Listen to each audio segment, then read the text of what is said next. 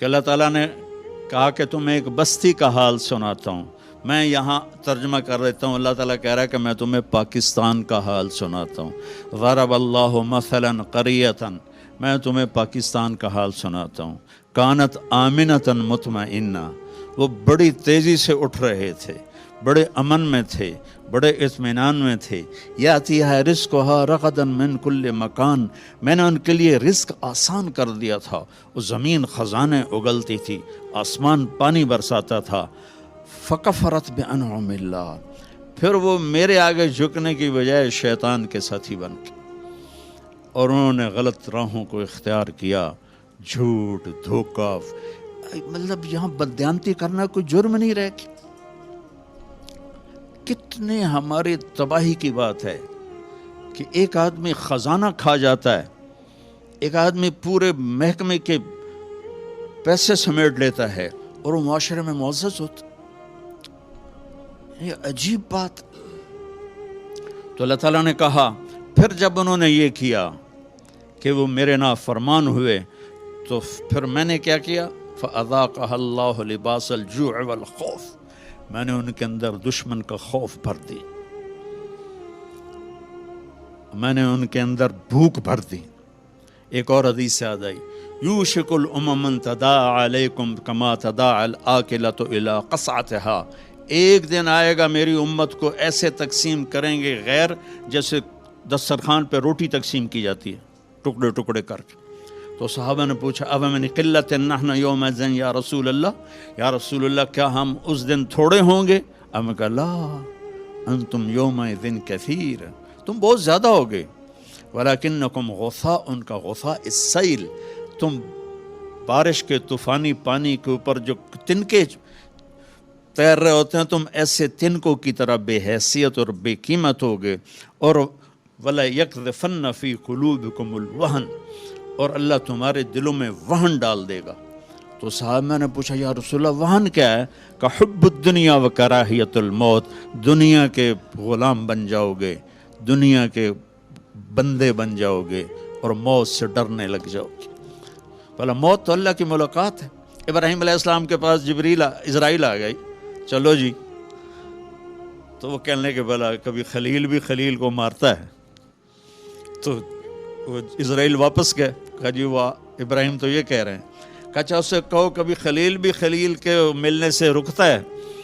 تو انہوں نے کہا جی اوپر سے تو یہی جواب ہے. کہا جلدی کر لے جا لے جا. مسلمان کے لیے تو اللہ کی قسم اگر اللہ راضی ہے تو موت سے خوبصورت تحفہ کوئی نہیں، موت سے خوبصورت پیغام کوئی نہیں. اگر اللہ ناراض ہے پھر تباہی ہے. عمر بن عبدالعزیز اس تخت پہ بیٹھے جس پہ بنو امیہ کے ظالم حکمران بیٹھے تھے، عبد الملک بن مروان، پھر ولید بن عبد الملک، پھر سلیمان بن عبد الملک، اور چوتھے عمر بن عبدالعزیز. عبد الملک ان کے سگے چچا تھے. عمر بن عبدالعزیز اور عبد الملک بھائی تھے، مروان کے بیٹے تھے. تو عمر بن عبدالعزیز نے 2.25 سال حکومت کی اور 3 براعظم میں زکوٰۃ لینے والا کوئی نہ بچا. 3 براعظم پہ حکومت تھی، جنوبی فرانس سے لے کر شمالی افریقہ تک اور ملتان تک اس بندے کا جھنڈا لہراتا تھا، اور 3 براعظم میں زکوٰۃ لینے والا کوئی نہ بچا. کہ پہلے خزانہ اپنا سمجھ کے لوٹتے رہے اور انہوں نے خزانے کو امانت سمجھ کے استعمال کیا. تو وہ انہوں نے بلایا شام کے قاضی رجا کو، کہنے لگے دیکھو عبد الملک میرے چچا مرا تھا تو میں اس کی قبر میں اترا تھا تو اس کے چہرے کا رنگ کالا سیاہ ہو گیا تھا اور اس کا چہرہ قبلے سے یوں ہو گیا تھا، اور عبد الملک کی یہ جگہ سرخ تھی سیب کی طرح. پھر میں نے ولید کو قبر میں اتارا، وہ اس کی کفن کی گیرا کھول کے دیکھا تو اس کا چہرہ ادھر تھا اور کالا سیاہ تھا. پھر میں نے سلیمان کو قبر میں اتارا تو اس کے چہرے کو دیکھا تو کالا سیاہ تھا اور قبلے سے ہٹا ہوا تھا.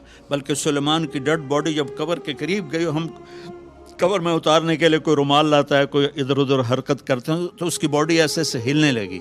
تو اس کے بچوں نے کہا ہمارا ابا زندہ ہے. عمر بن عبدالعزیز نے فرمایا زندہ نہیں، قبر کا عذاب شروع ہو چکا ہے.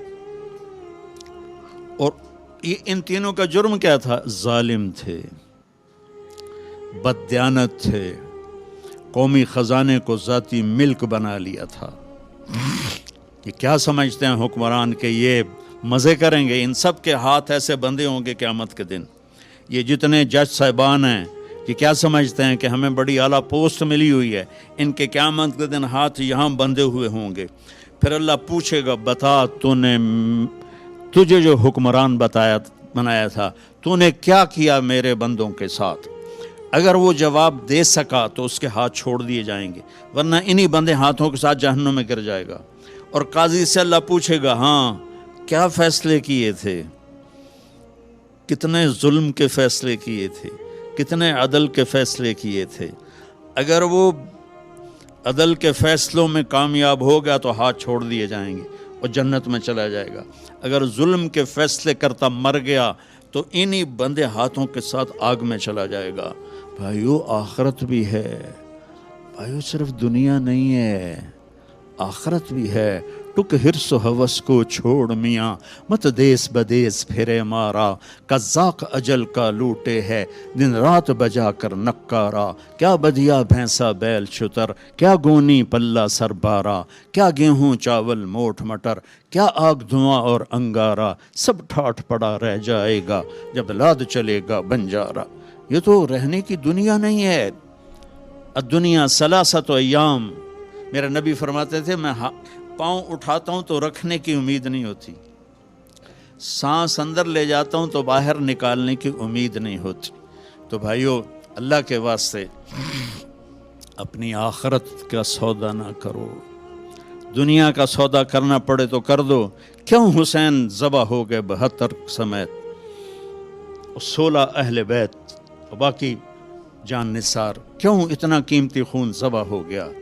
کہ ایک طرف دنیا تھی ایک طرف آخرت تھی، انہوں نے آخرت کو گلے لگایا، نیزوں پہ سر چڑھ گئے۔ عاشق کا جنازہ ہے ذرا دھوم سے نکلے، محبوب کی گلیوں سے ذرا گھوم کے نکلے، چڑھ گئے نیزوں پر۔ اور یزید نے دنیا بنا لی، آج تک لعنت پڑ رہی ہے۔ تو بھائیو میں ساری قوم کو ہاتھ جوڑ کے کہتا ہوں ہم مل کے اب توبہ کریں، اور ہم ایک ایمان، اس کے بعد نماز کوئی نہ چھوڑیں، نماز کی پابندی کریں۔ ہماری قوم میں نماز بہت کم ہے۔ ہمارے KPK کے علاقے میں نمازی ہیں لیکن وہاں سود بہت زیادہ ہے، لوگ سود پہ دیتے ہیں اور بہت ظلم کرتے ہیں۔ نمازی ہیں لیکن سود نہیں چھوڑتے ہیں، تو یہ ان کے لیے بہت بڑی تباہی بن جائے۔ 2 آدمیوں پہ زبردست عذاب آنے والا ہے، 2 آدمیوں پہ۔ امت مسلمہ میں 2 قسم کے لوگوں پر سب سے شدید عذاب ہوگا، ایک سود کھانے والا، دینے والا نہیں، کھانے والا، سود لینے والا، اور ایک ناحق قتل کرنے والا۔ ان دونوں کے لیے سب سے خوفناک عذاب ہے جہنم کا، اہل ایمان میں سے۔ زانی شرابی کے لیے وہ عذاب نہیں ہے جو سود کھانے والے اور قتل کرنے والے کے لیے ہے۔ تو نماز پڑھو، ساری قوم سے کہتا ہوں نماز پڑھو۔ اللہ نے رزق دیا ہے، زکوٰۃ دو، قرآن پڑھو، اللہ کے واسطے قرآن پڑھو، اللہ کے نبی کی سیرت پڑھو، علم حاصل کرو کہ میرا رب مجھ سے کیا چاہتا ہے۔ میرا رب پہلی سطر ہے بسم اللہ الرحمن الرحیم، کہ میں رحمان و رحیم ہوں، کوئی سخت حکم نہیں سناؤں گا، آسان ہوں گے، کر لو، بڑا نفع رہے گا۔ تو قرآن پڑھو، نبی کی زندگی پڑھو، صحابہ کی زندگی پڑھو۔